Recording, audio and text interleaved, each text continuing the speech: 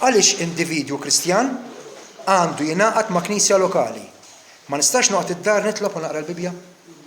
Mela le tista' toqgħod id-dar titlob u taqra l-Bibja, però da ma jeskludix il-fatt li tista' tiltaqa' wkoll ma' ħutek u titlob u taqra l-Bibja u tistudja l-Bibja magħhom. Mulej il-missier għandu familja. U għana fil-familja kulħadd tar-ras u min qed jagħmel il-homework, min qiegħed fil-kċina, min qiegħed jagħmel ħaġa oħra ma sabiħa mbagħad li ltaqgħu mal-mejda u niklu flimkien mhux hekk. Infatti meta tkun qed titlob id-dar, forsi tuża l-modelli tagħna Ġesu biex nitolbu missierna li inti fis-smewiet, tinnota li uża missierna plural mhux missieri u aħfrilna mhux aħfrilli u eħlisna mhux eħlisni. Għaliex? Għax fil-ħsieb ta' Kristu l-insara huma aħwa għandhom missier u l-aħwa jiltaqgħu flimkien. Jew inkella metafora oħra li tuża l-Bibja l-Knisja hija li aħna bini. L-Apostlu Pietru jgħid intom ukoll bħala ġebel ħaj qed tinbnew bħala dar spiritwali li fiha jammar Alla permezz tal-Ispiritu Santu.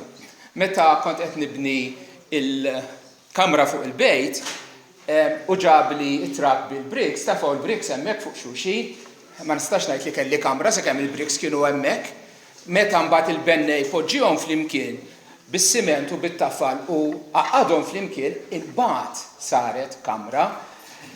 Inti li inti parti mill-Tempju tal-Ispiritu Santu, tippreferi tkun briksa għalik hemm mixħuta għalik? Le? Jew inkella biex nagħti eżempju tal-aħħar, illi semmejna waqt il-priedka, il-Bibja semmi il-metafora oħra. Aħna ġisem wieħed imma magħmuli minn membri differenti. Ngħidu li l-mulej li lek għamlek widna. Tippreferi tkun bħal widna ta' Malku li Pietru qata bis-sikkina u remaħħa lem? Ma naħsibx li dik hija l-ideali. Infatti l-mulej qabad dik il-widna u reġa' fejja ilu. Tajjeb, tkunx bħal widna ta' Malku. Inti għandek post fil-Knisja u għandek funzjoni importanti x'taqdi. Huwa fil-Knisja li aħna għandna l-opportunità nħobbu l-xulxin, nagħlmu l-xulxin, inservu l-xulxin, ninkoraġġixxu l-xulxin. Ħabib, hija ejja l-Knisja għax aħna għandna bżonnok u inti għandek bżonn lilna. Pastor, x'inhuma l-għanijiet ewlenin ta' knisja lokali fuq l-art? Ġifieri knisja għalfejn teżisti. Għalfejn teżisti. Ġifieri dak li nagħmlu għalfejn qegħdin niltaqgħu flimkien. X'inhu l-iskop? Hemm ħafna. Ħansemmi tlieta prinċipali, tajjeb biex ma ntawlux. Jiena nara illi l-iskop l-aktar importanti tal-Knisja huwa biex tagħti qima l-Alla fuq l-art. Alla jrid li f'din id-dinja jkollu nies li jarfuh, jiqimuh, jadurawh u jħobbuh. Dak huwa l-ewwel skop. U skont il-kwalità ta' dik il-qima jirriżulta kollox. Il-kwalità tal-Knisja tiddependi fuq x'qima qiegħda tagħti lil-Alla. Alla ma jaħmilx, Alla jobod meta resqulu nar stramp. Nar stramp ġifieri illi jiena jidhirli illi nista' noġob il-Alla b'din l-idea tiegħi li nivvinta xi ħaġa u ressaqin. Kif għamel Kajjin, Alla ma ċċettax il-qima ta' Kajjin, Alla dejjem għalilna kif għandna nqimuh u dik iridu nkunu żelużi, nkunu attenti illi la nqimuh b'invenzjonijiet tagħna. U lanqas ħallu barra dak li għalilna biex nutilizzaw għall-qima tagħna. Giovanni Calvino, il-reformista famuż tas-seklu 16 jgħid illi u infatti l-aktar li kiteb u dwar il-qima pura tal-Alla. Infatti qal jiena xogħli fuq l-art huwa biex nreġġa l-Knisja lura biex lill-Alla tagħtih qima kif jiddomanda hu. U mhux kif ra fi żmienu fil-Kattoliċiżmu dak l-invenzjonijiet kollha. Dik l-ewwel ħaġa. Mbagħad il-skop ieħor għala neżistu bħala Knisja fuq l-art hija biex nibnu lil xulxin. Allura għandek l-idea li jiena niddependi fuqek, inti tiddependi fuq ħuk jiddependi fuq l-oħt in-naħa l-oħra. Niddependu flimkien u allura rridu flimkien nimmobilizzaw ruħna, ġifieri namru lil nfusna biex nkunu effettivi fid-dinja, biex propjament nkunu melħ u l-art, melħ u dawl li Alla irridna nkunu f'din id-dinja. Giovanni Calvino għadda boħra jgħid il-Knisja hija l-ġabra tawli Alla fejn kun jistgħu jirċievu għajnuna u mittmuha bħat-trabi. Għax kull min jingħaqad ma' Knisja konverti ġdik għadu tarbija għandu bżonn ħafna għajnuna u attenzjoni. Biex imbagħad ikompli jgħidilna gwidati bl-għoża materna tagħha jikbru u jsiru persuni maturi fil-fidi. Alla missierna u matul iż-żminijiet il-Knisja ġiet deskritta ħafna bħala li tieħu ħsieb il-lolieda. U vera, hija xi ħaġa biblika. Pawlu pereżempju jisebba li nnifsu ma' li għandha tarbija l qed treddaħħa. Dik it-tarbija tiddependi minnha. Meta hemm konvertiti ġodda għandhom bżonn il-Knisja ħafna biex jikbru, biex jimmaturaw. Imbagħad skop ieħor hija li bħala Knisja xogħolna hu illi nirbħu il-mitinbin. Aħna darba konna fid-dlam, nafu x'ġifieri, nafu x'inhu d-differenza, walla tagħna qalb ta' modrija għal dawk li għadhom barra. U allura l-evanġeliżmu iva neżistu biex bil-xandir tal-Evanġelju issa hux bil-letteratura, hux bil-fom, hux bil-medja, diversi modi li nisbu ħadd ieħor. William Tyndale li miet martri fis-seklu 16 talli qalab il-Bibja għall-Ingliż għal-ġiena. Darba qal il-Knisja hija l-unika istituzzjoni fuq l-art li teżisti mhux għal janfisha ma' dawk li għadhom barra minnha. L-unika istituzzjoni. Ara, kwalunkwe organizzazzjoni oħra, jekk inti msieħeb fl-għaqda tal-ħamiem, hija tagħmel biex għalik innifsek ġifieri. Għadem? Il-Knisja teżisti għal dawk li għadhom barra. Dak huwa skop prinċipali ieħor. Nista' nieqaf hemmhekk. Joe, x'tgħidilna dwar id-denominazzjonijiet u firdiet oħra fil-Knisja? Kif tingħala f'kongregazzjoni ġenwina minn setta? Okay. L-ewwel irridu ngħidu li nkunu pożittivi li hemm miżura ta' unità bejn l-insara minkejja il-diversità tagħhom. Fil-qalba ta' twemmin tagħna fuq Alla Trinità, l-inkarnazzjoni ta' Kristu, l-mewt il-qawmin tiegħu, r-ritorn tiegħu, ġudizzju li ġej ġenna u infern, nirringrazzjaw l-Alla li hemm unità bejnietna. Però rridu nkunu onesti biżżejjed biex ngħidu li hemm diverġenzi kbar ukoll bejn insara ġenwini, diverġenzi dottrinari ġifieri dak li jemmnu. Semmi naħseb l-aktar importanti diverġenzi dwar id-dottrini tal-grazzja, il-mamudija, min ħajtammet u kif, tifsira tagħha wkoll. Id-doni spiritwali u wkoll dwar il-profezija diverġenzi kbar u hemm oħrajn naturalment. Irrid ngħid ukoll li hemm diviżjonijiet fil-Knisja li mhumiex ġejjin minħabba dottrina, ma ġejjin minħabba pika personali u li l-bniedem u li hu jara kif jifret lilu nnifsu tipo għala ħalaxa ngħidulhom jiena għandhom żewġ il-Marija u Giuseppi dawn kienu miż-żewġin ta' u ġelduhom ma' xulxin. Sa dik hija xi ħaġa ta' dottrina, xi ħaġa li l-bniedem minnu nnifsu rid jara kif ħajnaqasha. L-aħwa isma' hija realtà kera illi bdiet anke fi żmien l-Apostli, Pawlu fil-Korintin jitkellem dwar diviżjonijiet li kien hemm bejniethom, komplit fl-ewwel sekli, fis-seklu 11 il-firda l-kbira bejn il-Punent u l-Lvant, fis-seklu 16 il-Riforma Protestanta, il-Protestanti bejniethom inqasmu qishom murtalet li jitla mbagħad jinfetaħ f'60 biċċa, din hija realtà kera li qegħdin ngħixu fiha. Fil-prattika però ejja narfu ħaġa waħda li dawk li huma ġenwinament ħutna Kristjani huma ħutna Kristjani inqisuhom ta' ħutna, inħobbuhom, nitolbu għalihom u nilqawhom bħala ħutna. L-aħwa rridu inqattaw l-eternità flimkien, ma jtażwen nibdew minn issa. Però mbagħad irridu niddistingwu minn dawk li jissejħu Kristjani u mhumiex, speċjalment is-setet, in-naf Jehovah Witnesses, il-Mormons u x'nafien li jiġħdu il-realtajiet essenzjali tal-fidi lil dawn Relazzjoni tagħna magħhom li nilħquhom bl-Evanġelju, mhux li ngħidulhom li huma ħutna.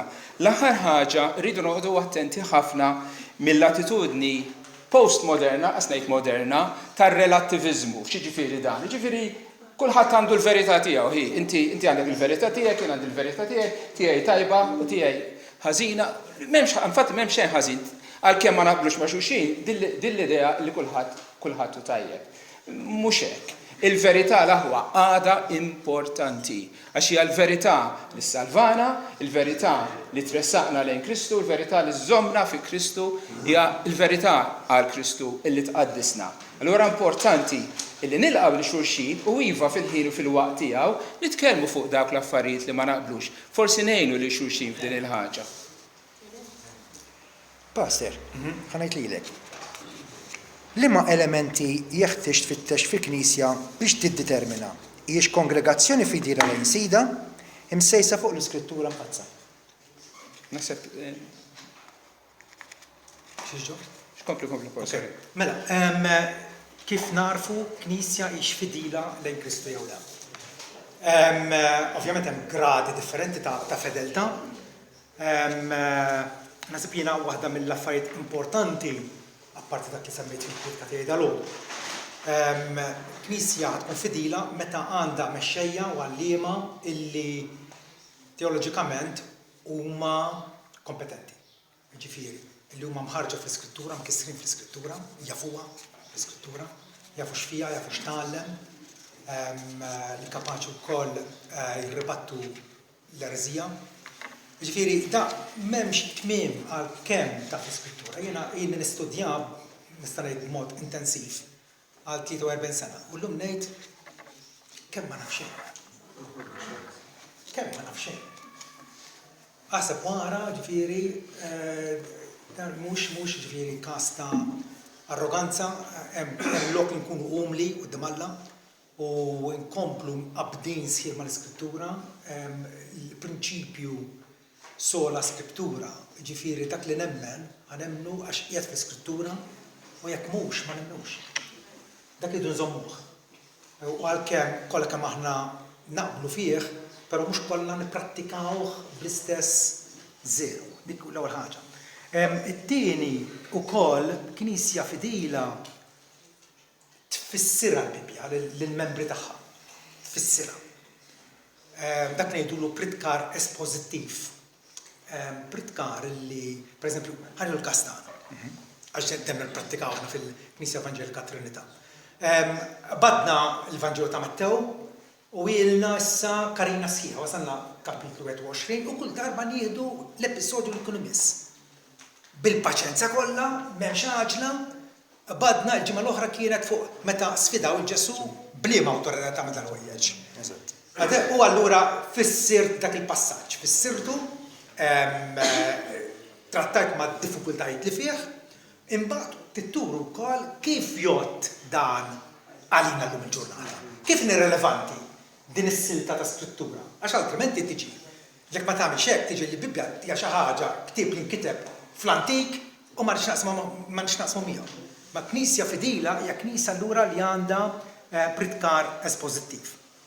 Hija Knisja wkoll illi ovvjament tos l-Evanġelu. L-Evanġelu huwa il-ġojjel tagħha.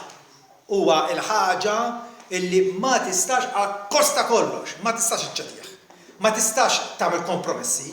Meta Pietru bl-imġiba tiegħu kien qed jagħti fehma ħażina dwar x'inhu l-Evanġelju, Pawlu ikkonfrontah pubblikament, qallu li aħna maħniex salvati bl-opri tal-liġi imma bil-fidi f'Ġesu Kristu. Aħna wkoll hemm minna dan.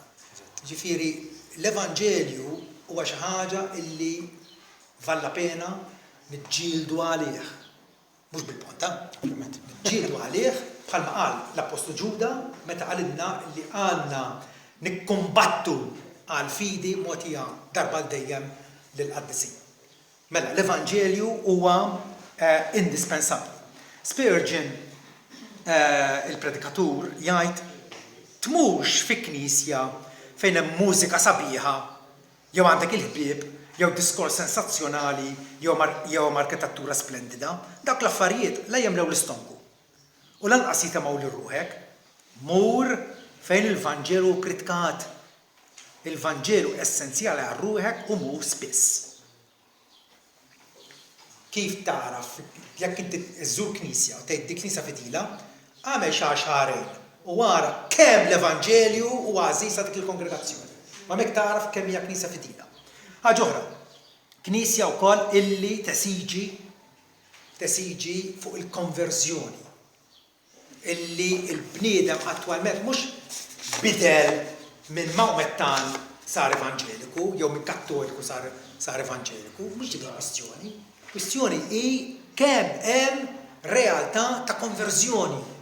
Palma qal Pawlu lit-Tessaloniki għalhom intom dortu lejn Alla mill-idoli biex taqdu l-Alla ħaju veru, biex tistennew is-sema l-libru. Ġifieri dik il-konverżjoni letteralment li inti dort li Alla. Issa għandek relazzjoni miegħu. Tajjeb? Ukoll knisja fidila l Kristu tinaraf meta hija knisja dedikata fuq id-dixxiplar, bl-Ingliż discipleship. Kemm qed isir discipleship? Ġesu ma qalx illi rrid insalva n-nies, qal morru u għamlu dixxipli mill-ġnus kollha. Mela dixxiplu huwa xi tfisser student. Mathetes bil-Grieg tfisser student, allif. Tajjeb illum l-ibnija għal matematika. Mela dixxiplu huwa student li jibda mix-xejn bil-kemm jaf id-differenza bejn l-emin u x-xelluk u jibda jitgħallem il-mod. Tul ħajtu kollha jibqa' d-dixxiplar. M'hemmx gradwazzjoni. Gradwazzjoni hija meta mbagħad il-mulej jsejħilna d-dar. Alright? U ħaġa oħra, kif tinaraf knisja fidila billi iżżomm sħubija ġifieri taf li huma l-membri tagħha. It's no free for all, da mhux bħal każin, tista' tidħol, tieħu birra toħroġ, jew inti tesserat fil-każin u ħadd ma jaf. Le. Knisja taf min huma l-membri tagħha, qiegħda tożżomm, qegħdin jiffunzjonaw f'armonija flimkien u fl-istess ħin ukoll tfittex illi tirbaħ l-ħaddieħor, ovvjament. Ukoll hija knisja llum il-ġurnata dil-ħaġa hija fjakka wisq għax tant blajnija li ma nistgħux niġġudikaw l-ħaddieħor illi qegħdin nagħmlu ħsara li nafusna. Knisja fidila tingħaraf meta tħaddem dixxilpina biblika.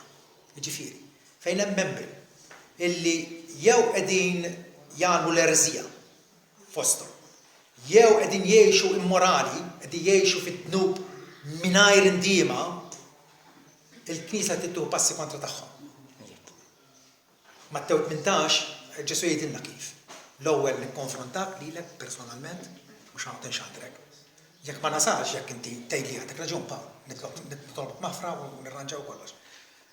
Jekk le insib il-tnejn oħra u nerġa' nipprova nwaslek għall-indiema.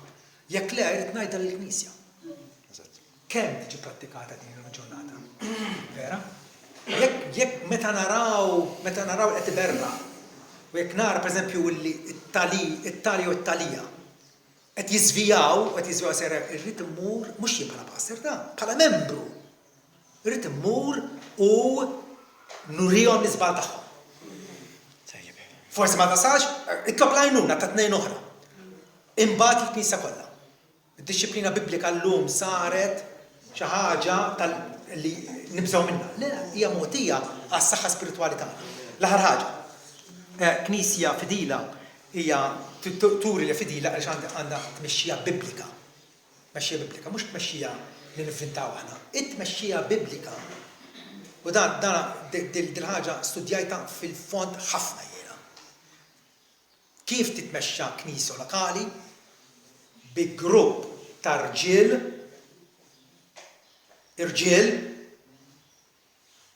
illi funzjonaw flimkien bit-talb bejniethom, diskussjoni bejniethom biex jittieħdu deċiżjonijiet bibliċi għall-Knisja kollha. Aħna fil-Knisja tagħna hemm niffunzjonaw ħames li tirġiel, mhuwiex faċli. kultant jisna neħlu għandna din il-problema kif għandna. Però dejjem naslu. Fejn għandek impenn serju biex tonor l-Alla billi iżomm mal-iskrittura mqazza naslu. Ġifi għandek pluralità ta' mexxejja flimkien imexxu, ovvjament, fost dawk l-irġiel. Ġew għad kif qed isemmi id-doni differenti. Ħajkun hemm minnhom li huma aktar kapaċi u aktar msejħa biex jagħmlu bħal huwa fil-każ tiegħi, ta' Joey, ta' Joseph Farrugia, u għandna tnejn oħra li pratikament ma jgħalmux imma fejn tidħol amministrazzjoni, fejn tidħol kwalunkwe problema oħra insibuhom famużi. U allura il-kol flimkien bil-parteċipazzjoni ta' kulħadd bħala mexxejja, tajjeb, naħseb jiena għaddejja mxejna, dik it-tmexxija Biblika Alla jonora. U jgħinna. Nerġa' lilek pastor id-domanda li jmiss hi relatata. Tista' twarrab minn klisja lokali jew trid tibqa' leali akkosta kollox. Meta huwa xieraq li titla' u tingħaqad ma' knisja oħra? Kwalunkwe ġemma ta' Kristjani tista' jew tissaħħaħ aktar u aktar. Jew tmur lura. Ġifieri knisja qatt mija status quo, qatt ma ħadib kif inhi. Jew ħadd titjieb jew ħadd teħżin. All right? Issa, jista' jkun illi tibda tara affarijiet li vera qed idejquk, mhux għax inti diffiċli biex jogħġbuk in-nies, le. Imma qed pereżempju ċertu pritkar li mhux qed idoqlok. X'għandek tagħmel? Toqgħod fess kontra l-pastella. Mur titkellem ma' dak l-individu fil-każ Pawl. X'għadt inti l-ħadd filgħodu? Ma fimtix, tista' tispjega ħieli, qed tifhem għax qed nara problema. U fejn qed tara problema tipprova tiltaq dak li jkun fil-privat u tiddiskutiha miegħu. Ovvjament, irridu allura nżommu komunikazzjoni effettiva bejnietna. Li tkun raġel u mara biżżejjed illi jekk għandek problema. Kif fl-andament tal-Knisja x'qed jiġri, x'qed jiġi mgħallem, illi inti tmur u tiddiskuti mal-persuna inkarigata. L-ar ħaġa hija meta tibda tqasqas u tibda xxewwex minn taħt. Imbagħad ukoll Knisja tista' tant tmur lura. Jinbidlu n-nies, ġenerazzjoni ġdida, kollox jista' jiġri. Illi prattikament issir kif il-Bibja sejħilha sinagoga tax-Xitan. Tista' tiġri. U kif semmejna dalgħodu, minn aħna nipritkaw il-Kristu msallab, tiġi aħna nipritkaw il-Kristu, mbagħad aħna nipritkaw. Knejjes hekk.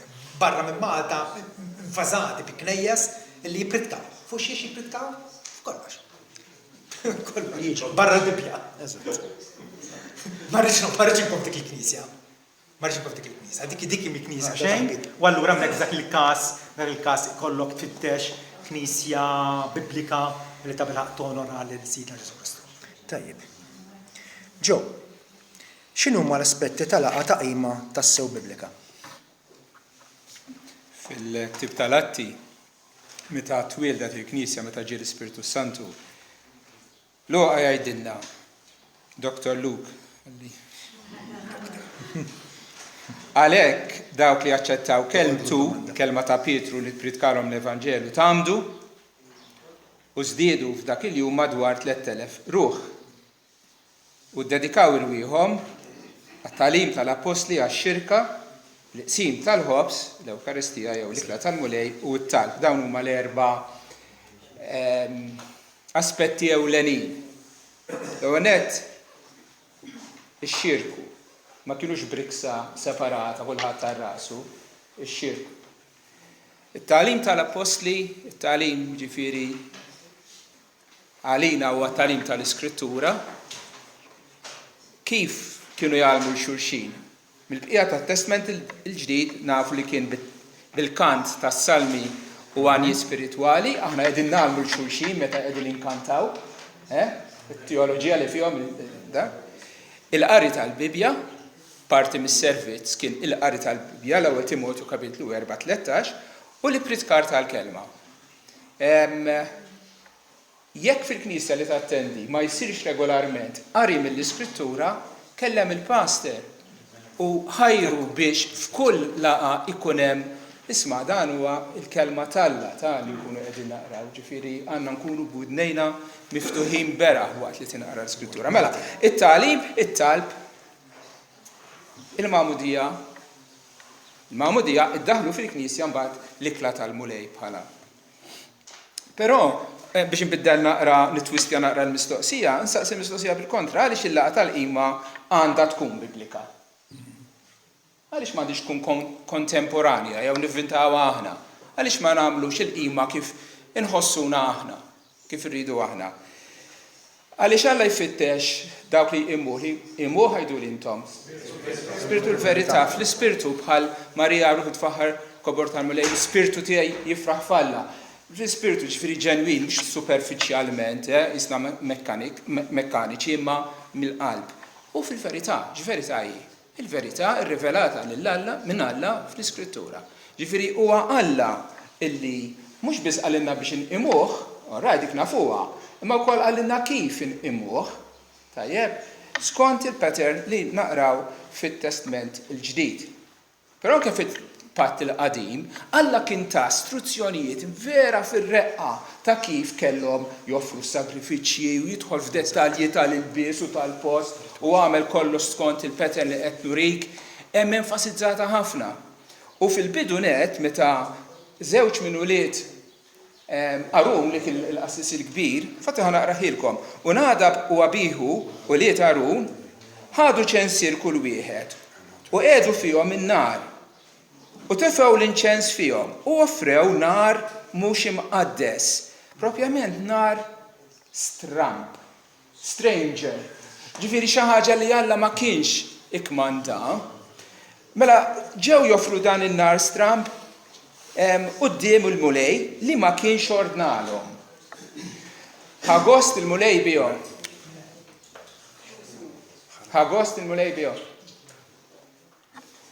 U ħareġ nar minn quddiem il-mulej u ħaraqhom u mietu quddiem il-mulej.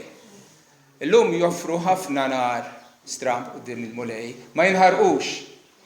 Imma xorta waħda dak li qed jagħmlu mhux aċċettabbli bħal meta Ħananija u Saffira gidbu lil-mulej u mietu fuq il-post. Ħafna nies fil-Knisja jikdbu ma jmutux fuq il-post, ma jfissirx li gideb sar tajjeb. U laqqas ifisser li meta nofru inċens stramp jew nar stramp quddiem Alla ifisser li Alla qed japprova. Il-prinċipju huwa dan. Kull ma nikmandakom, Deuteronomju kapitlu 12 vers 32, kull ma nikmandakom qisu li tagħmluh.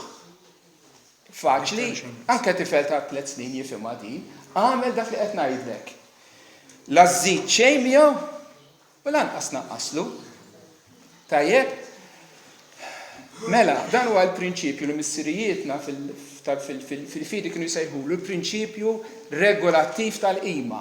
Jiġifieri, illi aħna għandna nqimu lil Alla skont ma qalilna la nżidu u lanqas innassu dak li jrid minna hekk tkun aċċettabbli l-qima tagħna quddiem Alla. Ħaġa saqsillek Ġox li mistkompli ma' dan.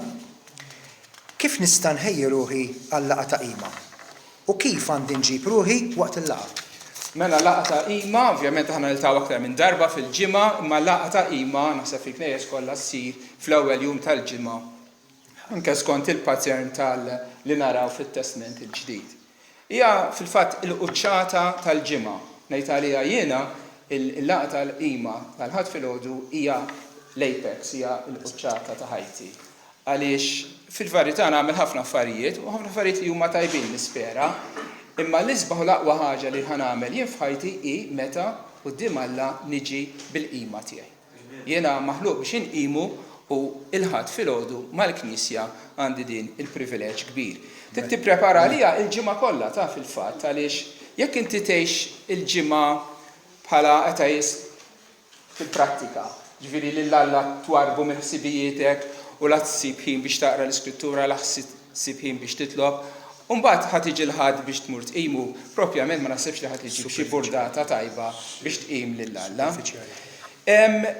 Tipprepara lilek innifsek tul il-ġimgħa kollha, pereżempju la jgħidilna Ġesu jekk inti ser tagħti l-offerta tiegħek tiftakar li huk għandu xi ħaġa kont mur l-ewwel issewwa ma' huk. Ġifieri dak hija preparazzjoni għal qima tiegħek. U jekk inti raġel miżewweġ jgħidlek tratta lil mara tiegħek b'rispett għax inkella t-talb tagħkom ma jintilef.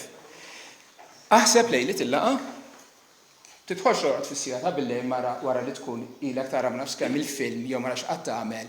Mbagħad filgħodu tippretendi li ħad tqum, tajjeb, kmieni biżżejjed biex tipprepara lilek u l-familja tiegħek biex tmur il-Knisja mingħajr ġenn u tgedd biġija kif ġieli jiġri. La darba tidħol il-Knisja, ara li tkun fil-ħin, mhux sew li l-Knisja bdiet, il-qima ta' Alla bdiet. Ma tmurx f'xi laqgħa ta' xi Prim Ministru jew x'imkien u tidħollu 5 minuti tard. Imma aħna quddiem Alla dik nagħmluha. Tajjeb, għax Alla tagħna jissapportina. Imma ejja nkunu konvinti milli qegħdin nagħmlu, qegħdin nitlu quddiem Alla. Ħaġa oħra, ekku, ħaġa oħra. Okay, forsi sellem lill-aħwa li jkunu daħlu, imma poġġi bil-qiegħda fil-kwiet biex tinġabar fit-talb u fil-qari forsi jkollok Bibja taqra passaġġ u tinġabar biex imbagħad imlill-Alla. Waqt il-laqgħa nnifisha ipprova tfixkilx il-ħadd ieħor. Żewġ affarijiet, kemm il-darba il-priedka il-pastor qed jippriedka f'daqqa waħda pim u xi ħadd sejjer Come on. Do night.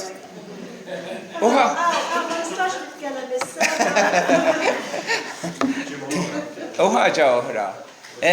Ħorġu mill-Knisja wkoll u hija ħana ħadd xi ħaġa prattika ħafna.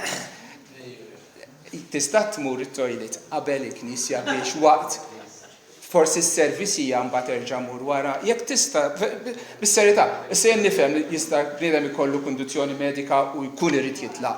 Good for him mur.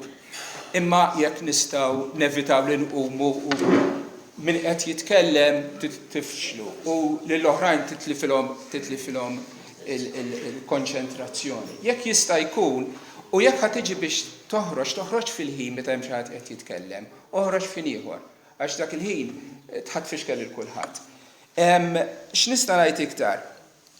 Ħajkun hemm distrazzjonijiet ta' fi-Knisja, però jekk hemm se tisma' baby tibki, ma tgħidx ġo qalbek wara raġa ġabuha som jistħu. Le, direk lill-Alla għal dik it-tarbija, mulej birik għal dik it-tarbija dak it-tifel. Ejni biex nikkonċentra fuq dak li qed jingħad. L-aħħar ħaġa li ngħid ejja b'dik l-antiċipazzjoni li tbierek u tkun imbierek, u speċjalment fil-pritkar tal-kelma. Isa li dik hija l-kelma tal-Alla għalik. Il-qaħħa bħala l-kelma tal-Alla mhux biss biex tifhimha b'moħħok, imma biex tħalliha tibdlek fis-sura ta' Ġesu Kristu. Amen. Thank you, Joe. Domanda naqsam l-fitnej, Pastor. Bħala Pastor, kif tixtieq li l-membri tal-Knisja jħarsu lejk? Aħjar ma jħarsu xellejja. Nix gustus. L-aħjar kollha kemm aħna ħarsu lejn Ġesu Kristu. U jħetik jikber, jien qed nonqos, u naħseb jien kanta tkun l-attitudni ta' kull mexxej fil-Knisja. Naf li llum ħafna mexxejja jisom clowns. Sibhom biex idaħħu u jiġbdu l-attenzjoni fuq infushom, mhijiex korretta din. Dan ma nies minfu jbiju infushom. Ovvjament il-Ministeru bħal tiegħi huwa Ministeru Pubbliku. Fejn tidher fil-pubbliku u tindirizza lin-nies u l-bqija. Però ħanibdew minn hawnhekk. Jiena imsejjaħ għas-salvazzjoni bħalkom, jiena mifti bħalkom u allura jien ħukom. Xejn iżjed u xejn inqas. Aħna il-koll aħna. F'dak is-sens Ġesu qal issejħu kulħadd missierkom fuq l-art għax wieħed missierkom f'ismu kulħadd issejħu għallim għax l-għallim tagħkom huwa wieħed. F'dak is-sens ġifieri il-koll kemm aħna membri fl-istess familja. Tajjeb, imma imbagħad innotaw kif jitkellem l-Apostlu Pawlu. L-ewwel Tessalonikin kapitlu 5, vers 12. Issa nirrikjestawkom l-aħwa biex tirrispettaw il-dawk li jitħabtu fostkom u jippresidu fuqkom fis-sit u jammonukom, ġew wissukom u istmawhom fl-għola ħafna fl-imħabba minħabba xogħolhom. Għejxu fis-sliem ma' xulxin. Irrispettaw, hekk ridhom ħarsu lejna, billi jirrispettaw il-dawk li jaħdmu u jitħabtu fostkom. Jiena mhux darba jew tnejn, il-mara jew it-tifla tgħidli għax inti ħsiebek biss fil-Knisja. Tifhem? Dak huwa xogħli, dik hija l-missjoni tiegħi, dak huwa l-Ministeru tiegħi u kultant nagħmilha iva skapitu tal-familja. Imma qalbi hemmhekk qiegħda u allura dak min qed jitħabat ħaqqu ir-rispett. U jiena nista' ngħid sinċerament qatt ma nqastur mir-rispett.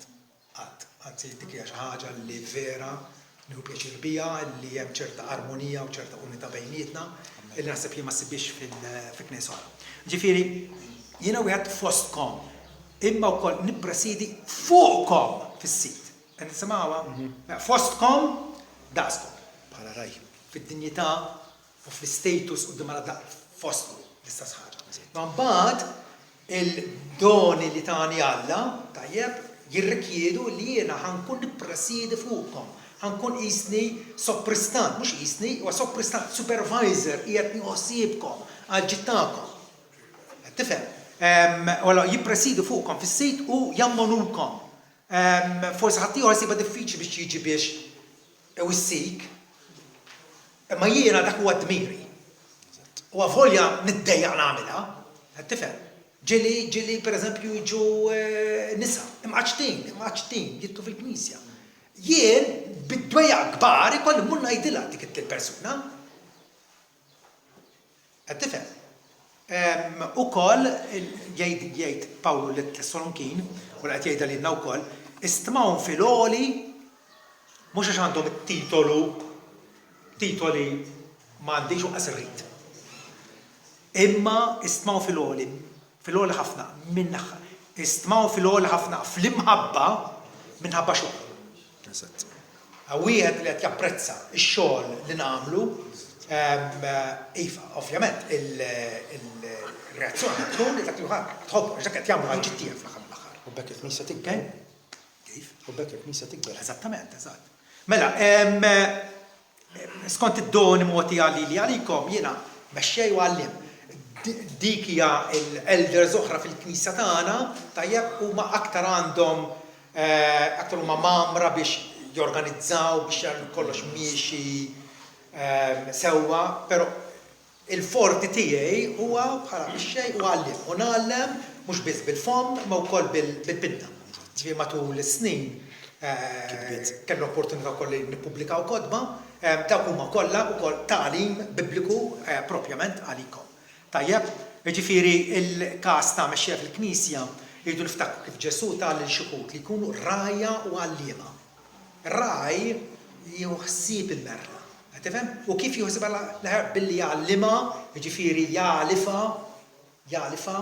balf Bibliku. Xbajt nisma' pastors li l-priedka tagħhom hija priedka fuq il-psikoloġija moderna. Xaru każa. Għalhekk għedna fil-bidu għadna pritkar espożittiv għaw dal-imbira ktieb aqbdu biċċa u fihem x'inhu. Dak huwa x-xogħol tiegħi. Nistenni hemmhekk. Nagħtu t-tieni biċċa tad-domanda. Jiena obbligat nobdi dejjem lill-pastor u mbaxxi rasi bla ma niddubitaħ? Ħażin nagħmel jekk nikkonfrontaħ? Mela, mhux il-pastor tobdi, il-Bibja. Il-pastor iwassallek il-messaġġ tal-Bibja u inti dejjem obbligat li tittestja x'qed tisma'. Tittestjaw l-ispirit biex taraw mhix minn Alla jew le. Ġifieri dik qatt ma tista' tgħid le jiena l-pastor nafdah. Le, dik hija nuqqas ta' responsabilità.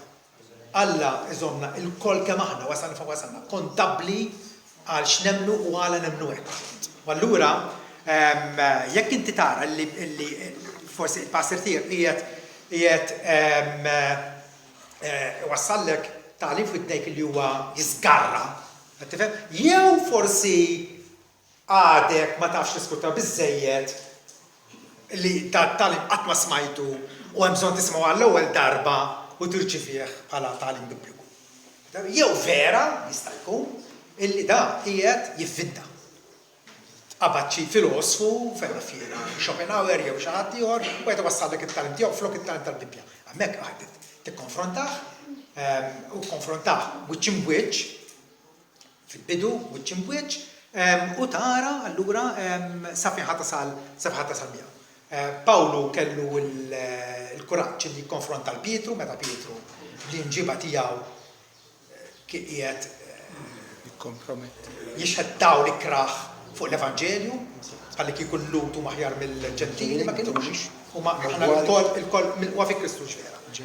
Imma Pawlu mbagħad fl-ittra tiegħu l-Timotej jgħidilna tilqa' ebda akkuża kontra presbiteru għajrek kemm il-darba fuq l-evidenza ta' 2 ċieda. Jiġifieri meta inti ħadd akkuża l-għalliem fil-Knisja, jew katekist jew pastor, ma tistax taqbad u tfajjar bil-machine gun bla doċ. Irrid ikollok l-evidenza. Irrid ikollok l-evidenza u dik importanti. Għaliex ovvjament aħna fil-rwol tagħna ninsabu fil-mira tax-xitan, jekk ix-xitan waqqalilna jew iwikki mala fama fuqna, ovvjament il-Knisja kollha se tieħu isam ħażin. Però iva tista' tikkonfronta jekk hemm raġun għala ikkonfrontaħ bl-imħabba biex tiġbidu l-attenzjoni u taraw sa fejn tistgħu taslu f'inżett. Thank you. Mela, Joe.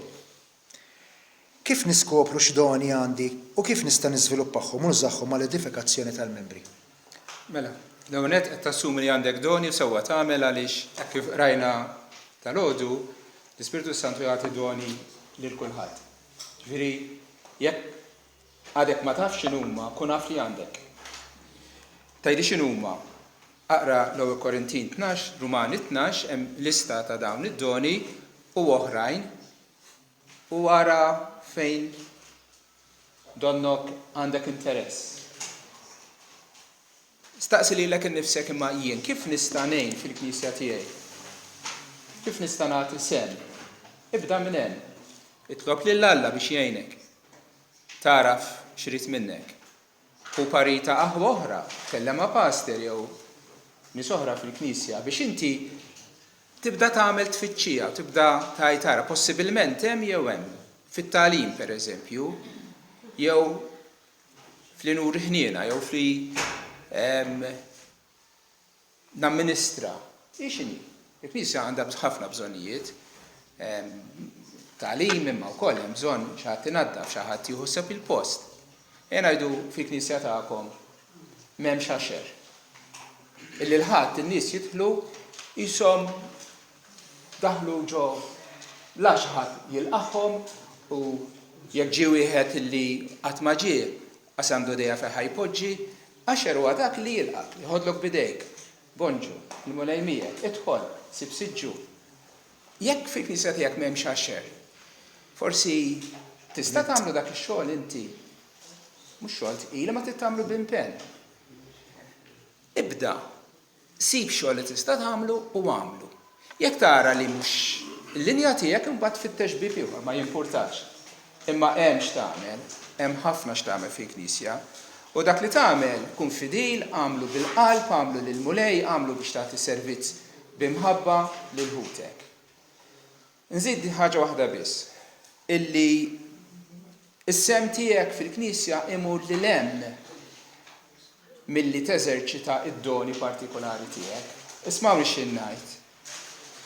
Jekk inti għalliem, mhux sempliċement li tgħallem, inti qed tagħti kontribut ikbar lill-Knisja, il-preżenza tiegħek fil-Knisja hija diġà ta' inkoraġġiment għal dawk li ġew fil-Knisja. Il-fatt li inti qiegħed fis-servizz, kanta maħutek, titlob maħutek, hija diġà ta' inkoraġġiment. Ġifieri avolja forsi tajt jiena s'issa minn qed nagħmel tibżax, il-preżenza tiegħek hija diġà inkoraġġiment għall-aħwa, imma imħeġġek jekk m'intix tagħmel xi xogħol partikolari, fittxu ibda baby steps hekk bil-mod il-mod u l-mulej jiftaħlek it-toroq tibżax. Mela. Naddu lilek, Pastor. X'għandi nagħmel u ma nagħmilx jekk nesperjenza xi weġa minn xi membru tal-Knisja. Xi darba oħra, xi ftit jowis se ninqarsu u se nirfes fuq il-kalliet tiegħek u se tgħid u għajma. Vera? Kuħadd tiweġġa, però fl-ambjent tal-Knisja għandek l-aħjar ambjent biex titgħallem l-umiltà. U titgħallem kif isservi u titgħallem taħfer. U taħfer lin-nies fil-familja. U li tinsa. Tifhem li huwa wisq eħfef li taħfer xi ħadd ta' barra. Li taħfer. Ġesu jgħidilna eżattament tara.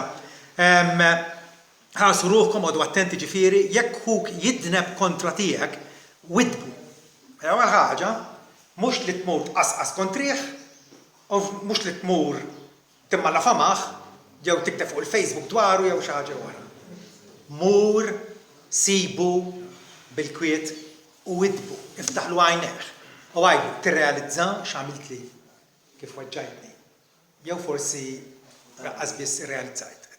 Mela, widbu u jekk jindem aħfir. U jekk jidneb kontrik 7 darbit kuljum u 7 darbit idur lejk u jgħid jisobbija aħfir. Ġifieri jekk dan jidneb kontrik kull sija u nofs matul il-ġurnata għax hekk jiġi. Kompli jaħfir bħalma Alla jaħfir lilek. Issa, jekk dan ma jammettix illi offendik, ma jirrealizzax, x'għandek tagħmel? Hemmhekk kif għadna diġà trid l-għajnuna ta' ħaddieħor. Ma wasalx waħdek, għandek bżonn l-għajnuna ta' ħaddieħor. 2 jew 3 xhieda oħra miegħek, terġgħu tiltaqgħu miegħu ma' din persuna u forsi mbagħad bl-għajnuna ta' 2 l-oħra dan jibda jirrealizza. Allura jindem u kollox jitranġa. Jekk jitranġa kollox, allura inti ħad titgħallem dik l-esperjenza, ara x'ġaralna għax ma tkellimniex ċar flimkien, tifhem. Titgħallem minn dik l-esperjenza u issaħħaħ ir-relazzjoni tiegħek ma' dak li offendiek biex bekk nimmaturaw flimkien. Issa jekk da jibqa' anke ma' dawk it-tlieta l-oħra, qegħdin tippruvaw iġġaluh jirrealizza u jibqa' stinat meta dan għandek il-provi, għandek l-evidenza li pereżempju qed jgħix ma' oħra barra miż-żwieġ. Jew qiegħed għandek rapporti, għandek żgur bl-evidenza li qed jisraqmu fuq il-post tax-xogħol. Qed iġib qalb u li lezem ta' Kristu. Kwalunkwe ħaġa. Tajjeb, hemmhekk allura jekk da jibqa' stinat trid tajt lill-Knisja kollha, l-kongregazzjoni kollha.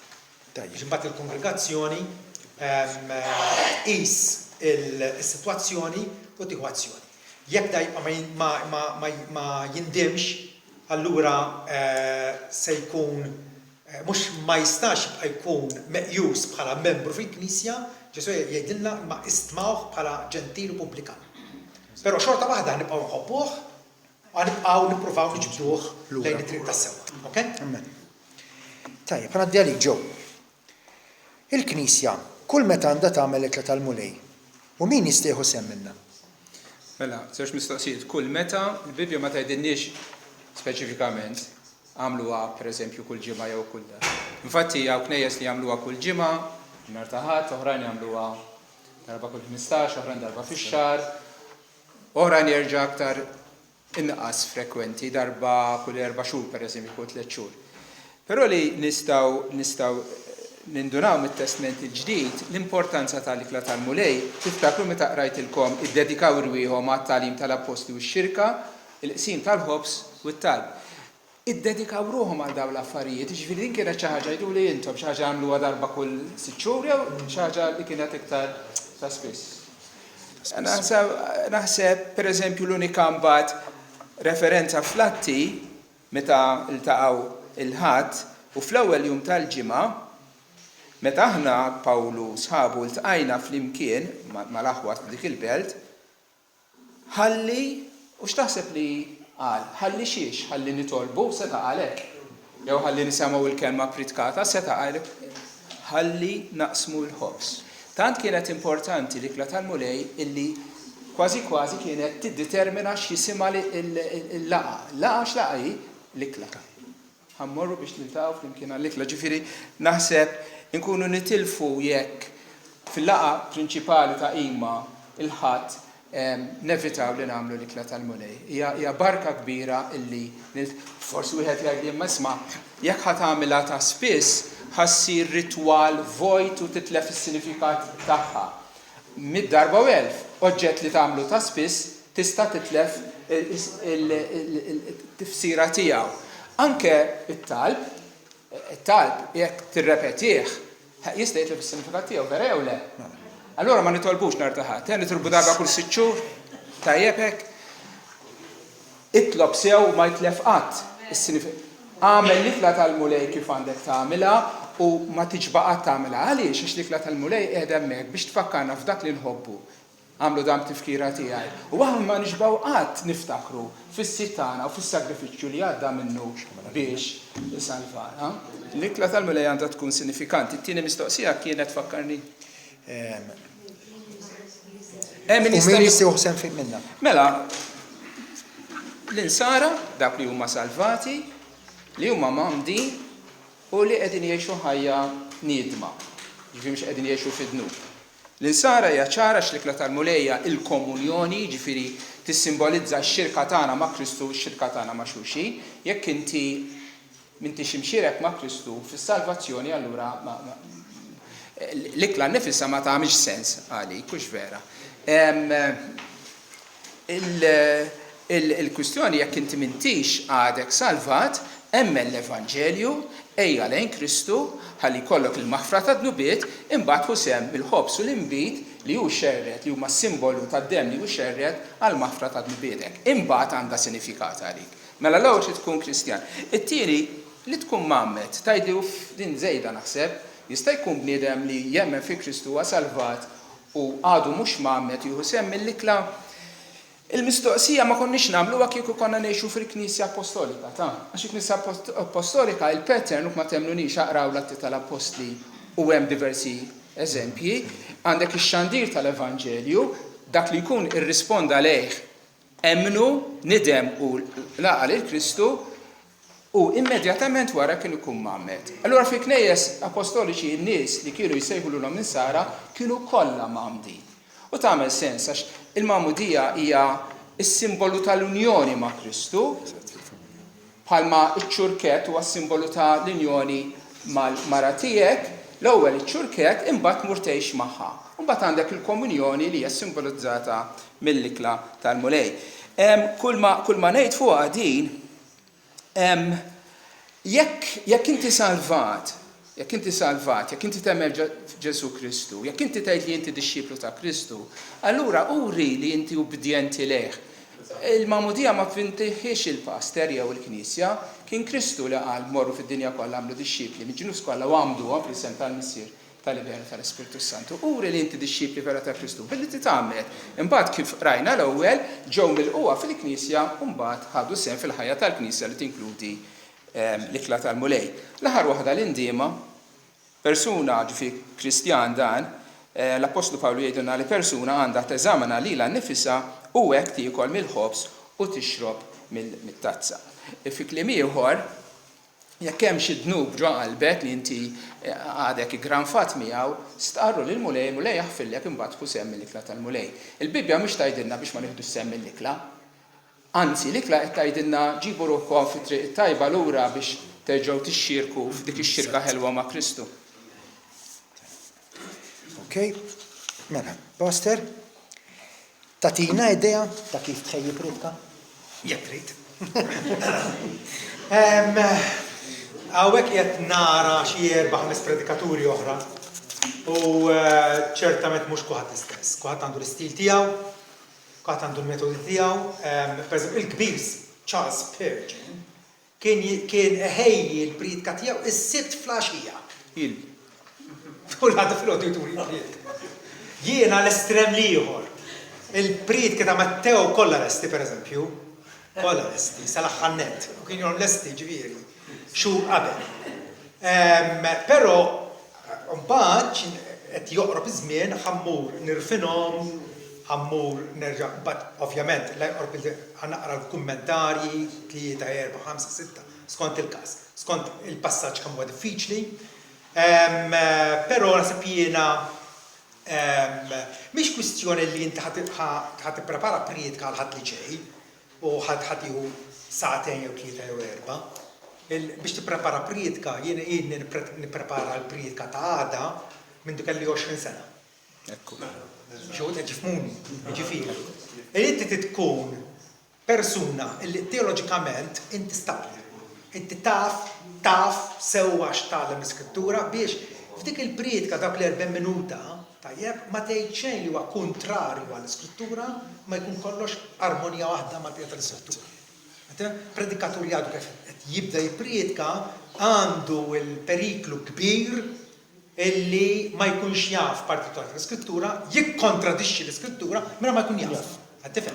Allura l-aħjar huwa illi ovvjament inti imħarreġ teoloġikament, il-Bibbja tafa, tajjeb? Biex inti biex pereżempju għandi hawnhekk Rumani 3, tajjeb? U ħanaqra dawn din is-section hawnhekk. Ta' żmien għandna Bibbji li anke jagħtuk is-subsections u jgħinuk. Tifhem? Ma tistax tiskappa l-ġudizzju divin, mela dan il-paragrafu huwa fuq hekk. Imbagħad għandna dan il-paragrafu prova evidenti taħtija universali. Ġifieri meta taqra dak il-pass imbagħad milgħu tinduna dan huwa l-ħsieb prinċipali, issa kif ħanibnieh, kif ħaniżvolġih biex in-nies jifhmuni. Tajjeb? Jiġifieri irid ikun hemm anke kif se ngħaddi għall-verità, kif ħanispjegha b'mod loġiku biex intom tkunu tistgħu issegwuni. Mhux ħafna ħsibijiet bla doġġ. Tifhem? Ta' bħal meta tippreżenta platt tikel fuq il-mejda, tista' tippreżentah b'mod żbozz hekk bla doġġ. Tifhem? Però dal-aħħar qiegħed nara il-Master Chef jiena. U il-ġmiel kif jippreżentawlek platt. Illi il-bżieq jibda ħiex meħal tgħid irrifjibra. Ġifieri mhux biss li tipprepara d-dar u għandek in-notes u kollox, anke kif tgħaddiha l-priedka, kif tgħaddiha, kif id-delivery ngħidulha, d-delivery hija importanti. Ovvjament, fil-priedka fejn taf li għandek punti diffiċli, pereżempju taħat li għadha kienet il-Ġesu sfidah neġib ta' dell-awtorità. Tajjeb? Minute speċi. U ġibt l-illustrazzjoni l-eżempju illi l-istess ħaġa għamlu Luteru, pereżempju, inti sempliċi patria Agustinjat, inti fejn tifhem, il-Papa jifhem, u fejn huma tifhem. Allura dak l-eżempji forsi jistgħu ifissru aħjar il-każ partikolari.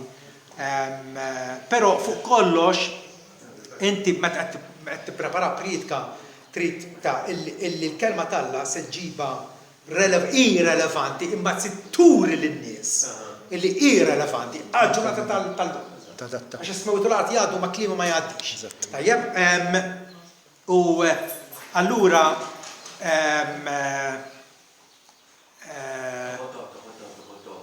il-delivery semmejnija iva u rridu noqogħdu attenti waqt li qed tippriedka xi huwa parti mill-priedka nfisha. Illi inti tiftakar li inti l-portavuċi tagħna, ġifieri Alla qed jitkellem permezz tiegħek. U għalhekk irridu noqogħdu attenti b'preparazzjoni serja, bit-talb qabel il-priedka. Hemm ħafna affarijiet involuti. Però nixtieq insaqsi wkoll intom kemm tkunu ippreparati biex tisimgħu il-priedka. Għax jien issa nkun preparat u għamil xogħli tajjeb, jekk inti tiġi il-Knisja b'indifferenza, b'moħħ imtajjeb, ħsiebek fi sħab, ħad tifhem, xa tisbirek il-priedka? Xejn affattu. Jiġifieri two-way traffic. Jani prepara ruħi. Mintom tridu preparaw ruħkom, ħad iġu qalbkom miftuħa għal kelma Alla biex tirċivuha b'manswetudni u tkunu lesti wkoll tippratikaw. Ġew, ħanaddi għalik. Kif tista' l-Knisja tuża il-mezzi soċjali tajjeb? Hemm xi perikli? Mezzi soċjali qed nitkellmu internet, Facebook, affarijiet hekk. Eżatt. YouTube. Eżatt. L-internet huwa bħal sikkina, strument tajjeb, jekk tużah sewwa, imma tista' tweġġa' inti u tweġġa' l-ħadd ieħor bih. L-internet sar qisu fid-dinja tagħna il-pjazza tar-raħal fejn qabel kienu jiltaqgħu fil-kantuniera, jieħdu naqra tef flimkien jgħodu jitkellmu. Aħna biex nitkellmu mas-soċjetà tagħna, nistgħu nitkellmu ta' wiċċ in wiċċ ukoll taħdunix ħażin, imma l-internet sar importanti biex aħna nitkellmu man-nies u rridu nitkellmu magħhom ta' fala biex nħobbu imparlaw ma x'għandna messaġġ ngħaddulhom, il-messaġġ tal-Evanġelju. Jiġifieri iva, l-internet huwa potenzjal kbir, qegħdin nużaw aħna l-Evanġeliċi l-internet. Iva, tikka, mhux ħafna, mhux tajjeb biżżejjed, imma nisperaw li nitalmu nużaw aħjar u b'intensità ikbar. L-Knisja mhux individwu biss, imma l-Knisja tinvesti biex ikonna websites tajbin, biex ikonna apps tajbin, biex ikonna videos tajbin ta' kwalità tajba biex aħna nistgħu nilħqu lil ħadd ieħor. Jiena din hija xi ħaġa għal qalbi ħafna li ejja nużaw l-internet imma rridu ninvestu ħin u materjal u flus ukoll. Jekk tuża Facebook, qed nassum li hawn 2 jew 3 forsi minnkom li jużaw, u qed attenġ tikteb.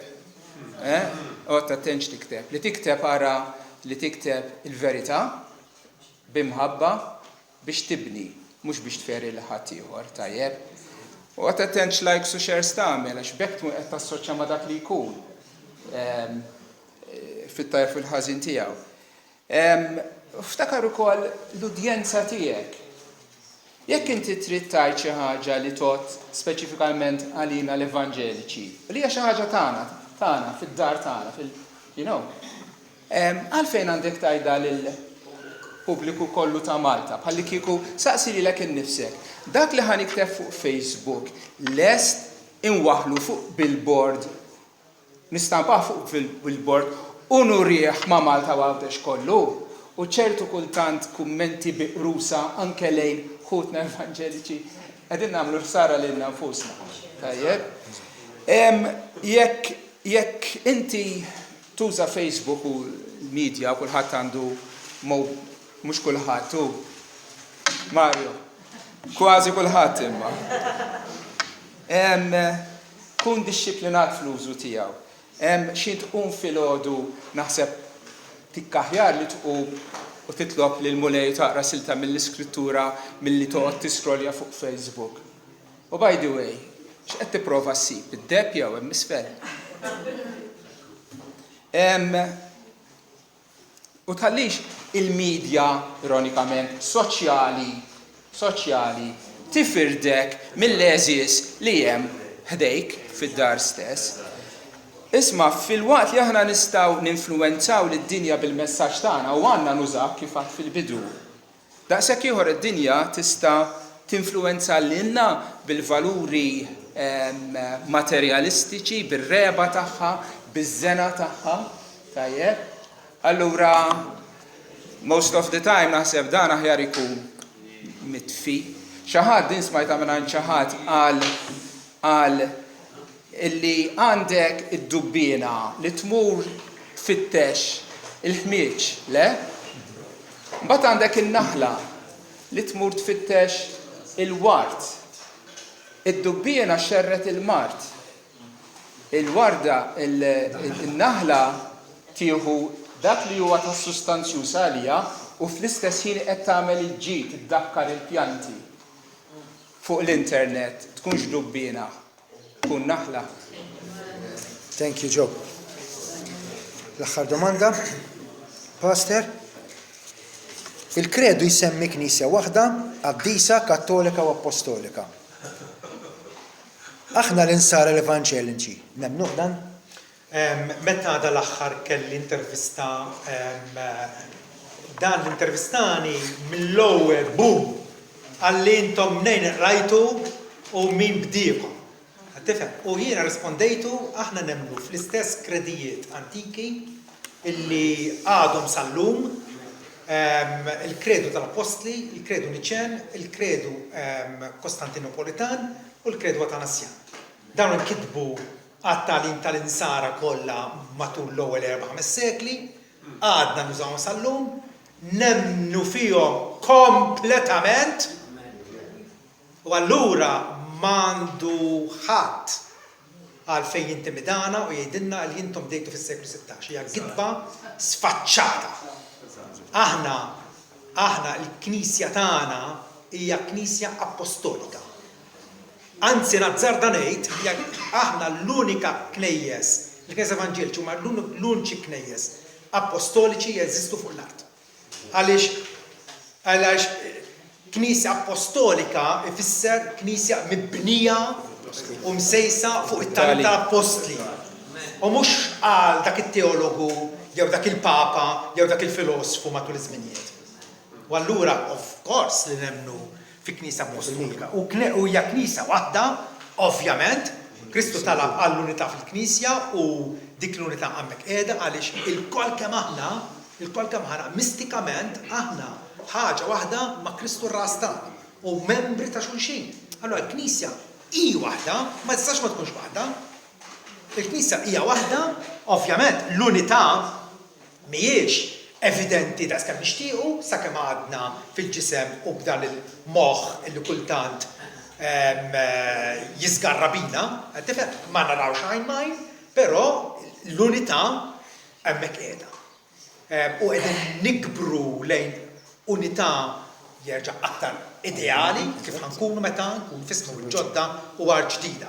Hija wkoll nemmnu fil-Knisja qaddisa. Ovvjament, Kristu qaddisna bid-dem tiegħu u bil-kelma tiegħu.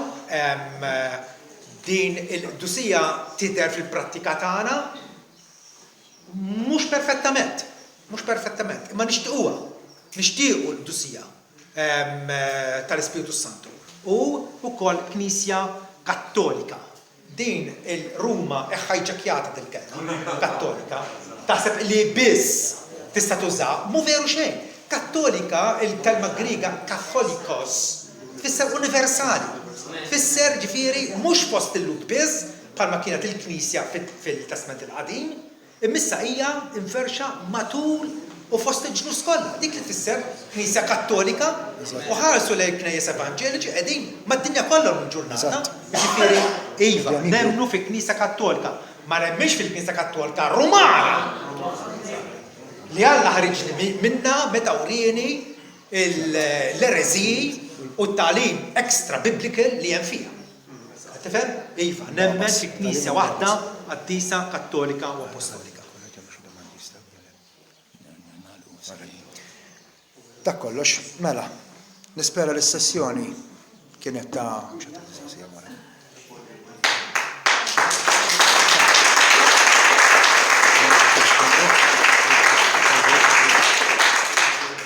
Nistgħu nsaqsu xi ħaġa. Saqsu waħdej.